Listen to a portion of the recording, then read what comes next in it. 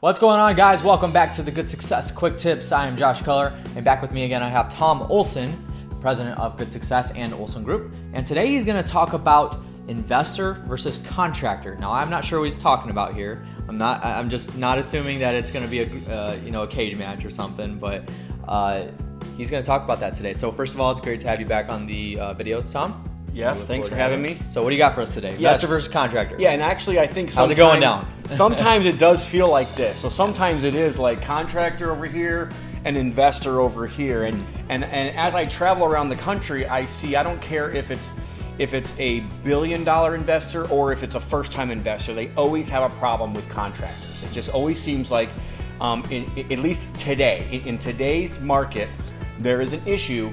And I'll be honest with you, there's an issue with supply and demand for contractors. There's not enough contractors to do the amount of work that we need done as investors and to get it done in a timely and in reasonable manner as far as pricing, as far as all that stuff goes. So, and part of the reason why, I'll just be honest with you, in 2005, 2006, there was so much new construction happening.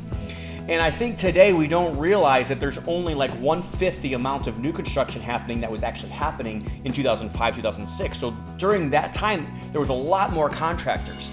The actual amount of work for contracting work just hasn't come back into the marketplace. So a lot of those contractors that went to the mills or went to go do maintenance jobs or completely went back to college haven't come back. We haven't gotten the amount of contractors back. So that's part of the reason why we have this issue. But I hear from investors all the time. Well, I can't get anybody. They won't do it on time. They don't care about their job. They want too much money. All contractors are liars. I've even heard the whole like cons in their name, so they're all con men. And I believe that most of that's just really a bunch of crap. However, I've even heard from contractors, and I've heard their side of the view that says, oh, all investors are cheap. They want me to do $50,000 worth of work for $30,000. They want 5 weeks worth of work done in 2 weeks. So really, like what I'm going to do actually in the next year or so, we're actually going to do a whole program to be able to teach investors what to know about contractors and teach contractors what to know about investors, because there's a bunch of middle ground here that if we'll get together, we can actually make a lot of progress in this area. And I think I've done that to a certain degree. I'm always working harder and I'm trying to get better at this. But a couple things I've jotted down is I think one of the most important things is upfront expectations. And upfront expectations, I believe, is two things. If you know me at all, I always talk about purpose. So I think in a rehab, there needs to be a purpose. What's the purpose for this rehab? Am I going to fix and flip it? And do I want this to sell at the top end of retail because I'm making it over improve it or make it way better than all the rest of the houses in the area? Or is this a rental? Or do I just want to get this ready for somebody to be able to be able to live in? So you have to have your purpose. And then I think the next thing you have to spell out for the investor or with contractor is who's responsible for what. That's another big complaint about investors. Investors think that contractors are responsible for everything, and sometimes the contractors used to doing something a different way, and they're used to working with a management company or working with a different type of business owner, and they do part of maybe pulling permit or whatever the case is. So you have to have upfront expectations is the very first thing. What's the contractor responsible for?